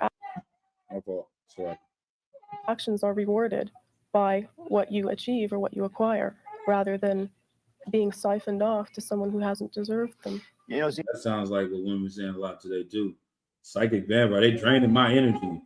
I'm drained up, all my energy I done put into this man, and now I ain't got nothing. And now I need to, you know what I mean? Like, if you really listen to what she's saying, they have indoctrinated our women with this so much, and now we have a group of men that say the same things too now. You know what I'm saying? They didn't grow up with single mothers, and if you listen to these brothers today, they start saying the same thing. Right. And it just is really, like I said, it's so evil because our true love is about sacrifice. Brotherhood is about sacrifice. You haven't even started the brotherhood till you start doing the things you don't want to do. You know what I'm saying? Like, and so you help someone out when you don't want to. That's real brotherhood. That's real love. You know what I'm saying? You get up in the middle of the night, you do this, do that. You were sacrificing. Christ did the things he didn't want to do. He said, Father, take this cup from me. If thou, you know what I'm saying? Like, I'm paraphrasing. I don't want to horribly paraphrase Christ. But you know what I'm saying? Like, if you can remove this cup from me, if you can take this away from me, that's love. You know what I'm saying? It's not, oh, let me, Christ didn't go in the thing talking about, yeah, let me get myself together before I go help these niggas. Let me get me good, then I can help black people. Nah, he gave up everything he had for his people and his nation. That's how we're supposed to be. That's the spirit we're supposed to follow in. Go ahead. With that spirit, is that the same spirit that Christ talks about in Luke, where he says, you must hate your own life? Right. Right. If he that tries to save his life will lose his life. He is willing to lose his life will gain his life. And that was the precept I was alluding to earlier. It's like the things that when you say, oh, we're losing our life. We don't have Christmas. We don't have Thanksgiving. We don't have 4th of July. We don't have shrimp. We don't have crab. We don't have weed. We don't have cigarettes. We don't have syrup. We lost everything, but we gained our life because we'll be able to live and see our children grow, and we'll have a healthy community. But you try to gain your life. I'm going to do me. I'm going to do whatever I want. Can't nobody tell me what this, only God can judge me. All this type of mentality, you're going to be a homosexual. You're going to get AIDS. You're going to die because you're doing you and you're doing what makes you happy. That's another big one. How did I miss that one? The LGBT community is the biggest. Make yourself happy. Love me. Do what I want. All those ideologies really bring nothing but death, disease, and destruction to our people. Satanism is LGBT community too. Right. If you make those parallels too. Listen to things that they say in that community, and it perfectly matches up with Satanism. You understand? All right, let's keep going. Zena, before there was any Nobel Prize for Mother Teresa, and really before most anyone knew who she was, I visited her home for the destitute and dying in Calcutta, and I saw the poor people laying there in the throes of death. I saw her comforting them, touching them, giving them what food and water they needed. Those, by your definition, were psychic vampires because they could give nothing back. And you don't think Mother Teresa had some ulterior motive that she wanted these people to? I really don't. You don't think she wanted them to see her point of view? No, as a matter of fact, these people think could she not. did, I don't think. As a matter of fact, because most missions or missionaries want to convert people. They want people To see save their souls. Isn't that what Christianity is That's a designed to presumption do? I think that you people have made, but Well, I think it you're goes talking, deeper I than think that. you've I made think that presumption, but I think I've visited more mission compounds. Let me finish. Okay. I think I've visited more mission compounds around this world than you have. And I remember being in a Bangladesh refugee camp some years ago during that time of bloody war. And I saw a Salvation Army officer standing by the bedside of a woman who had walked 100 miles just to get there to escape the fighting, and she was dying. He could not speak her language. She had moments to live. And I said to him, "You cannot convert her. You know that, don't you?" He said, "Yes, I know that." I said, "Why are you doing it?" He said, "Because I feel it is necessary to offer her a few moments of tenderness and comfort in the last minutes of her life." He had nothing to gain by it. Well, Now let me she say was something. Let me say she something. was a psychic vampire by your definition. Underneath the whole Christian theology and the whole organized structure of Christian dogma is what I feel is a masochistic, almost love and wallowing in despair and death. Christians love nothing more than to see suffering so they can go and whine and moan over it and help people and feel how good they are that they're helping people. It's a very morbid religion. You worship a God who's nailed and bleeding to a cross. Everything in the Bible drips with morbidity and death. Flesh and drink his blood. And yet you There's a accuse lot of us of being morbid. If you want to be around dying and sick people all the time, then you have every right to. But we are not obliged to help these people. And shouldn't that be a choice? Shouldn't that be I thought this was a free country. Shouldn't that be a personal choice from one individual? Last minute too. And the thing about the Christians is that, like he said, like, oh, you're over here helping these people. You love seeing the suffering of these people. Like, that's a cut, because these people wouldn't be suffering if it wasn't for the Christian church. Right. You know what I'm saying? They went and conquered and took all the lands from these people in Bangladesh. Now you want to go over there and help them. Like, why don't you just get rid of the white people that's ruling over Bangladesh? And that would be the biggest help. Right. You know what I mean? It's like you give out charity to people in Oakland, like who's Mark Zuckerberg, whoever, one of these cats, they'll come through and have a drive and give away this and do that, when he's the reason why they need a drive in the first place. Why don't you just give them the money and you won't need to give them free turkeys at Christmas? Go ahead. It's like they're trying to be. Yeah. Either or. It's like they're trying to be the villain and the hero. Exactly. Yeah. Yep. And it's just it's just really hypocritical, because it's like you want to sit up here and cause all these problems, right? But then you want to sit up here and act like you actually really want to help them, and then you sit up here and you say, "Oh, why should we help them?" But you helping them anyway. Doesn't make any sense. Right on, good brother. You know what I mean? And that like ties into two things. So when we follow our oppressor, we envy our oppressor, we start doing the same things. So who does that? Drug dealers. You know what I'm saying? Nino Brown. If you seen New Jack City, he destroyed the community, took over the Carter, selling a whole bunch of crack, making people poor, and then gives out turkeys and has a nice suit on, and people love him. Like, wow, he's a good guy. If you were not here, we wouldn't need your free turkey. You know what I'm saying? It's the same thing our oppressor does. And that is a trick to get us to love them, even though they're abusing us, which is on a micro level, is like just an abusive relationship. It's like, damn, you done punched her in the eye and then bruised her lip. But then you put the ice in the thing and come here, baby, let me, you know I love you. That's America. You know what I'm saying? That's your oppressor. That's what we learn from that. It's evil as hell to do that as well. The last minute. To the next. Certainly there are going to be people who derive pleasure from doing that. And who are you to say that there are going to be people who don't want to do that? Who are you to say that that's wrong? Maybe it is a greater evil, when all is said and done, to keep millions of people alive who are not ever going to be productive, who are going to drain all of our resources and create a stagnant world. But to comfort them in the hours of their death, to offer an act of human kindness. Well, that's why there's people like you. You don't want us there. You want us to be like that as well? You go hug them. I don't want to. Well, if I were that dying person and you were standing over my body, yes, I would want you to be like that. If you were dying, just by being a human being, you don't deserve my love and respect. Pain? Of course. Yeah. And to those I love that suffer pain, I will comfort those who I like, those who I favor. I'm not everybody's friend. Well, I'm sure you, Zena, heard the story from the Bible of the Good Samaritan. Are you familiar with that story? Right. Do you know what it's about? Once again, because that when we say we only love Blacks, Hispanics, and Native Americans, the Christians here were satanic like him. So they make that evil too in itself, but it's not in the right context of how we're, you know what I mean? So that's a little tricky thing they do too. You know what I mean? to argue this point, Well, we're it just is, going round and round. no, because it see, is an you important So argument you point want it, because you want your main concern in Christianity is to help the weak. Christianity was designed as a religion for slaves, after all. Historically, if there is any truth to it, the first followers of Christianity were slaves in Judea. Now, is that not no, true? that is What more evidence do we need? That's the last bar I really wanted to play. You know what I'm saying? Like, and then the Christian tried to deny. No, they weren't. He said, "Well, I'll play his Not part." Who were the first followers of in fact, Christianity? the first followers of Jesus Christ were not only common working people, but some of the most eminent intellectuals of the day, such as Saul of Tarsus, who were And working people underneath the Roman Empire. They were goddamn slaves, man. This is a book about slaves, and that's what he is alluding to and admitting to. So we know if they hate poor people, they hate homeless people, they hate welfare people, they hate slaves. We know what this Satanism is about. You know what I mean? So it just exposed everything. So we know who our enemies are. You study these enemies, you see what they do. Don't fall for the wiles of the devil. You know what I'm saying? Matter of fact, give me that precept, and I got a few more. Where is that? I think that's in Ephesians. It might be wiles of the devil. What is that? Ephesians 6 and 11. Yeah.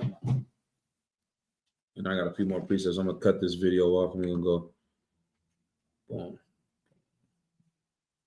All right.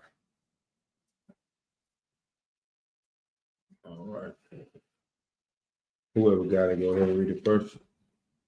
You got it, Morgan? All right, let's go. This is the book of Ephesians, chapter 6, verse 11. Right, Put on the whole armor of God, right. that ye may be able to withstand, to stand against the wiles of the devil. Right. When you think about the wily coyote, right? He was always tricking the rabbit or whatever, Bugs Bunny.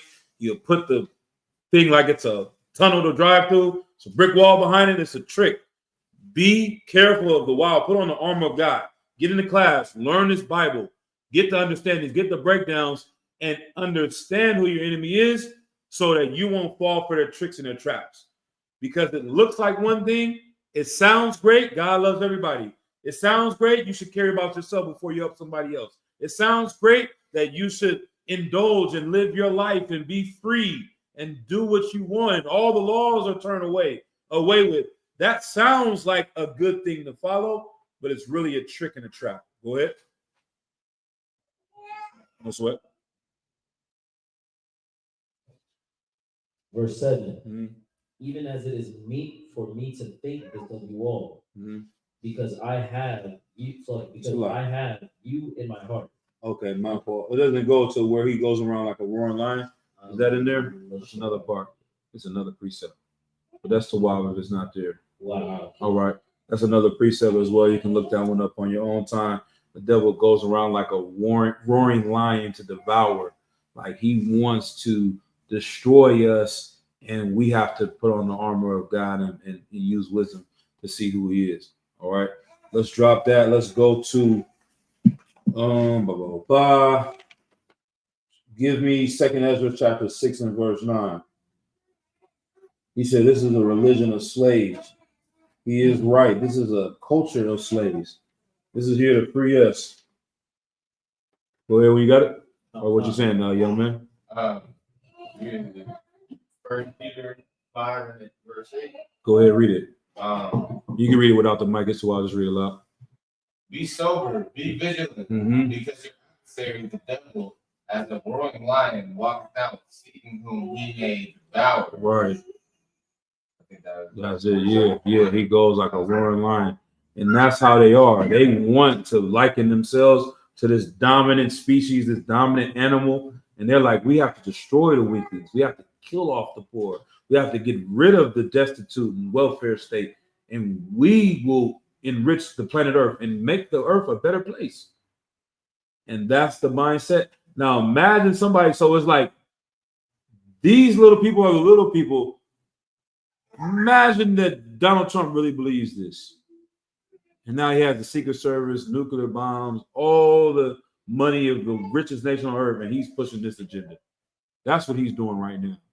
So when we go out and say that the oppressor is the devil the Bible speaks of, they know it, they believe it, But we have to show our people that this is who they are. You know what I'm saying? Their actions, you said earlier, you will know them by their fruits. We see what Donald Trump is doing. He's trying to get rid of welfare, trying to get rid of the immigrants. He's trying to take away this, take away that, enrich his friends, give more money to Elon Musk. You already rich. Give him more money. Give him more money. Don't give it to the poor.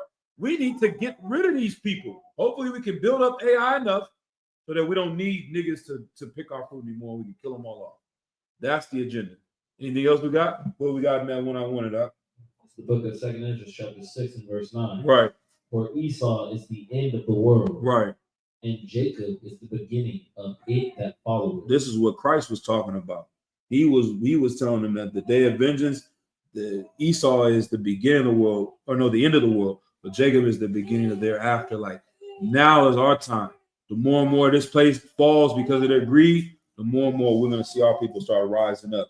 Drop down to verse, I believe, 10.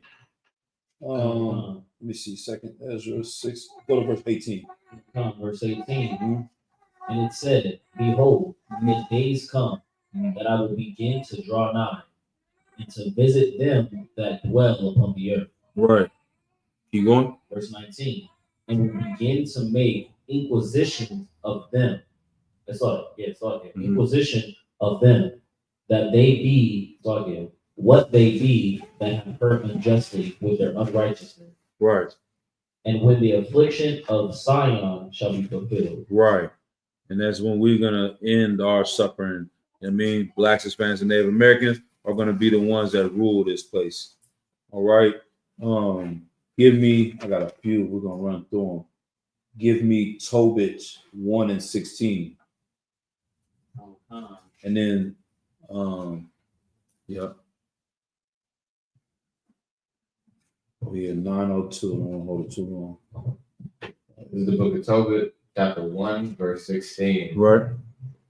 And in the time of Enemessar, in the time of Enemessar, I gave many alms to my brethren. To who? To my brethren. Go ahead. And gave my bread to the hungry. Right. So they want to believe that they should help their people, and whoever is strong, whatever, we need to help our brothers. That's the spirit of this Bible. We're not going to go to Ethiopia either. The same thing they said. But we for damn sure not going to say we should deny the poor and hungry of our nation either. Our mission is to go and help the poor, those in prison, those that need, you know what I'm saying, the truth of God. Keep going. Is there anything else on that one? And my clothes to the naked. And if I saw any of my nation dead, right, or cast about the walls of Nineveh, I buried him. So right, so then you see the thin line, right? We don't believe everything them Christians say, and we don't believe everything them Satanists say. But somewhere in that middle, the truth is there. You know what I mean? Like they are two sides of the same coin, and one person is giving you a little bit of the Bible, really don't believe the Bible is evil as hell. One person is fighting against the Bible, really don't believe that either, they're evil as hell. So no, we shouldn't go to Ethiopia and help them, but no, we shouldn't just disregard the poor and not help them. We got to help our people, our nation. All right, drop that. So that's where they try to make us seem like we're just as evil as them. And then, you know, the other ones, they want to put us in the group of the Christians because we're teaching the Bible. Nah, man, we're Israelites. We teach the truth. All right, drop that. Let's go to I got obviously Exodus. Let me get Romans 13 and 14. I wanted to bring that one up. Number 5.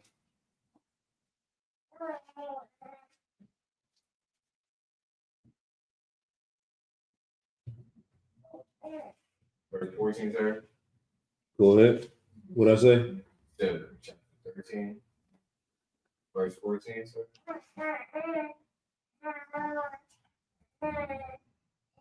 Call it out.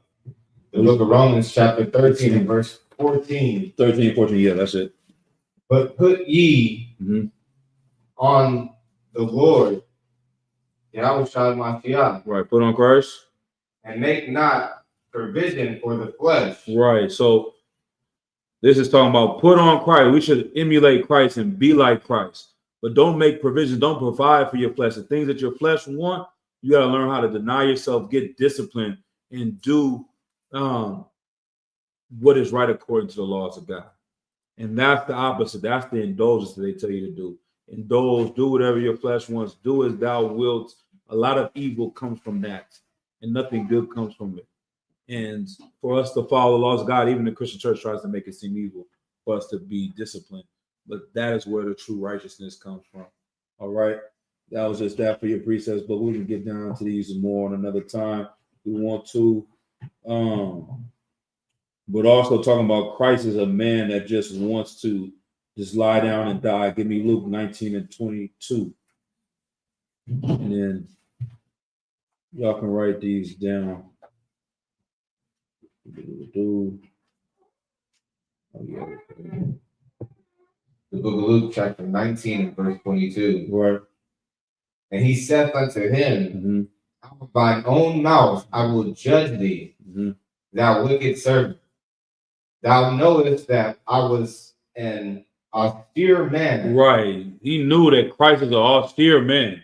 Right? What is an austere man? What? Whoever. Yeah. Serious? Uh-huh. Go ahead, young man. Jesus. I was going to say the same thing. Okay. All right. Definition of austere. Severe or strict in manner, attitude, or appearance. Very strict attitude, very severe, stern, harsh, unfeeling, stony, flinty. You understand? Self-denying. Christ, that's how it is. Sober. These are all definitions of the word austere. He was not playing. You understand?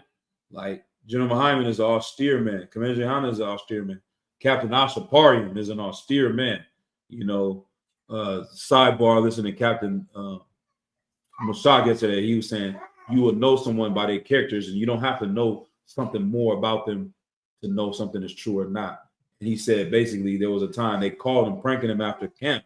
It was like, yeah, we had to leave our camp in DC. They ran us over. We had to run up the block. Captain Mashak like, for real? We're gonna head over there right now. You know what I mean? He was like, where was Captain Osh?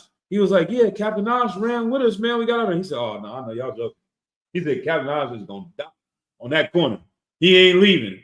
If it was Captain Osh out there, he was like, yeah, you're right. They were just joking. You know what I mean? Because Al-Shaparian is an austere man. He's gonna teach the truth. If somebody kind of run him, that's just gonna be the day I die. You know what I'm saying? Right. That's the spirit of how men have to speak bold as a lion. Go down to verse 27. Verse 27. But those mine enemies, which I would not that I should reign over them, bring hither and slay them before me. Right. So, I mean, this is the type of man Christ was.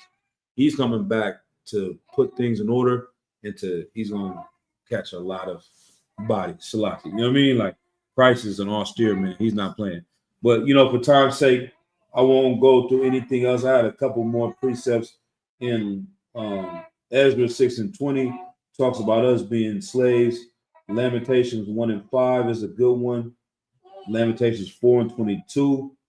And Luke 18, this story is the one I really like as well.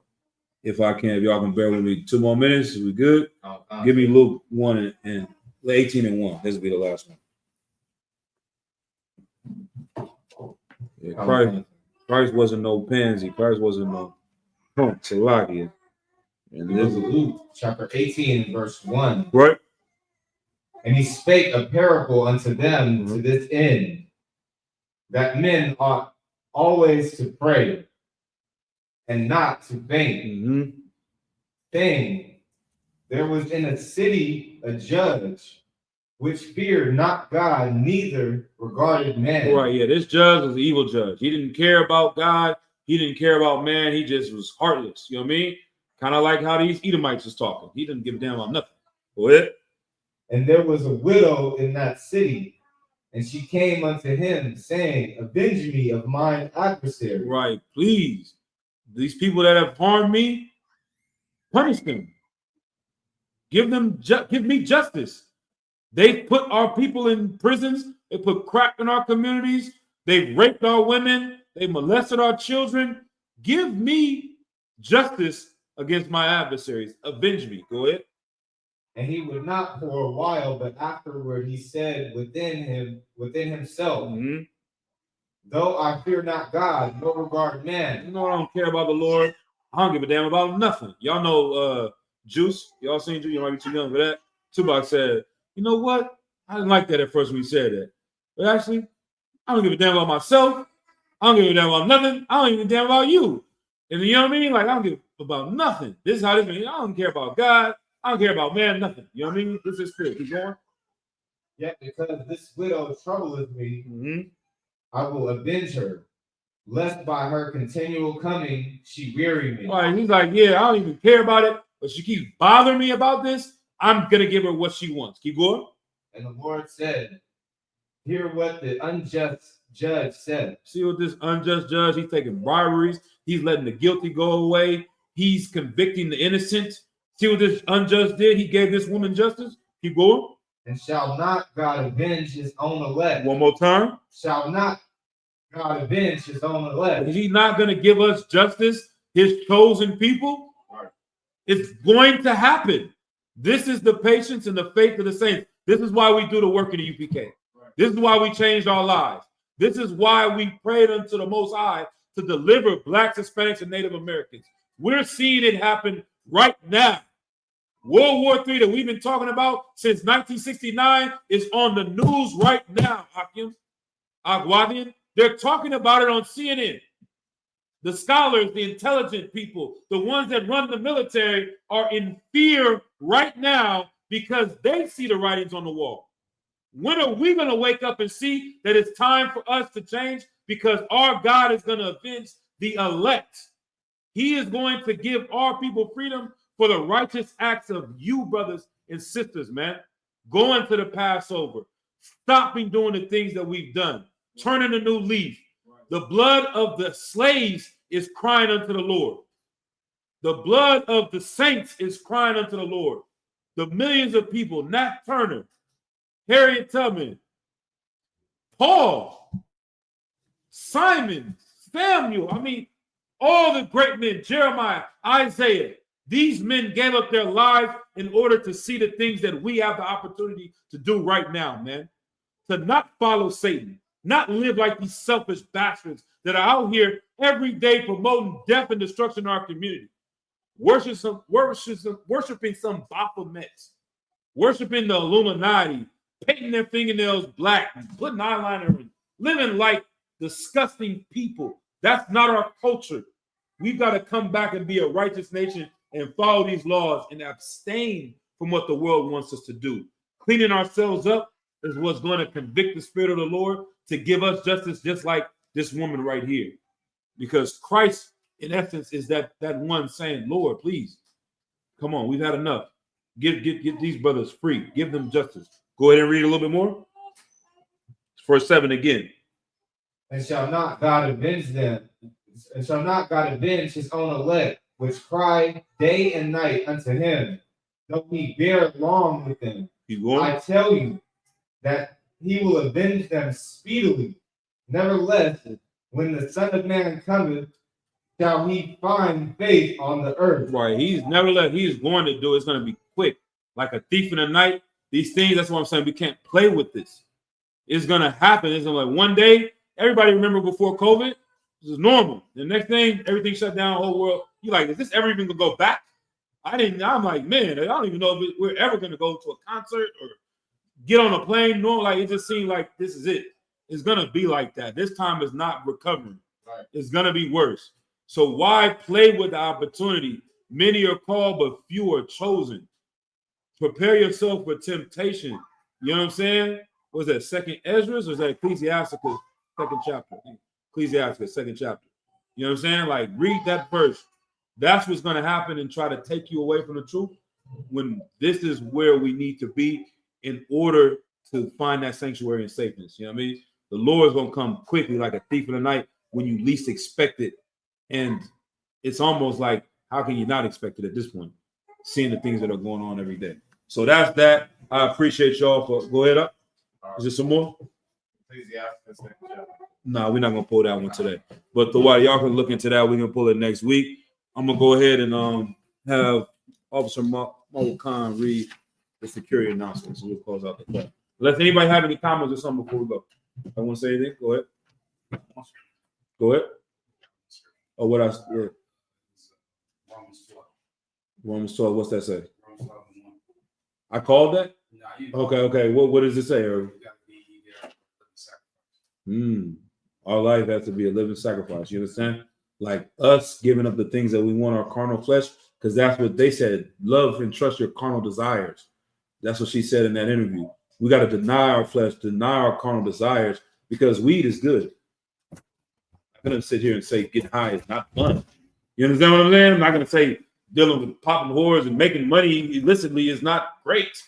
It's delicious. But is it what God wants? No. So don't do it. Because it doesn't just, it's not life, it's not about you. That's what America is about, selfish. You get what you want and live your life. But your life affects that sister when you treat her like a whore. Your life affects your children when you just go and sleep with whoever. Your life affects your community when you sell drugs and destroy somebody else's mother. Right. So we have to be that living sacrifice and give up what we want to do to help our people and have the Lord have mercy on our nation. You know what I'm saying? Good precept. All right. Let's go ahead, Doc. Your security announcements. Yeah, Mokan. Yeah.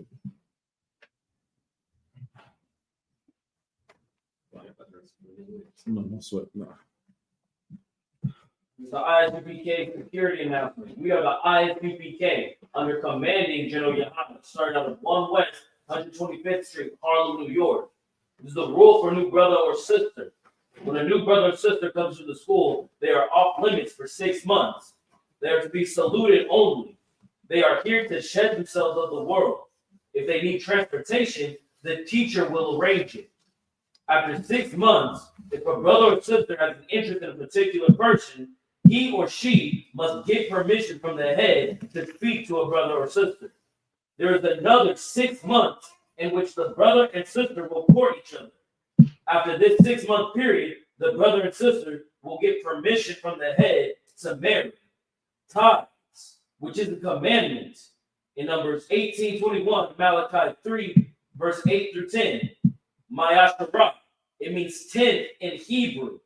10% of any increase that the Lord gives you, into the treasury department or teacher. This is a priest fund. Priest fund is a free will offering for priests. It is not mandatory. You can choose whatsoever amount you would like to give. The upcoming holy convocation is the feast of Hanukkah of Salakia. Oh my goodness. Yeah. Oh, okay. Yeah. Feast of Okay. Passover. Right on. It's the Feast of Passover. It's going to be held on, I believe, the April 12th. Yep. On April 12th. Mhm. Get your plane tickets right now if you haven't gotten them. It's going to be in Atlanta, Georgia. Right. It's going to be a glorious day. If If you would like to, April, any you brother, said April 12th, right? Atlanta, Georgia, right? It's not good. April 12th, Atlanta, Georgia. Yep. If any brother wants to become a trooper in the school, he must start wearing all black. That's boots, shirts, pants, headband, or scarf. This concludes the ISPK security announcements. Men of Israel, Hamas, which means to stand in the Hebrew. Men of Israel, we're going to give a courtesy salute to the teacher of the class today. Men of Israel, Hamas Shabbat, Hamas Barak, Yahweh Hashem Yahushai Barakatah. Y'all about to y'all sorry, bro. Boom. Men of Israel, Yahweh Matah. Men of Israel, sorry, we're going to turn to face the sisters of the school. We're going to give a courtesy salute to the sisters in the school and those online. Men of Israel, Hamas Shabbat, Hamas Barak, Yahweh Yahweh Shemar Latah Hashem Yahushua. Yahweh Matah. Dismissed. Correct.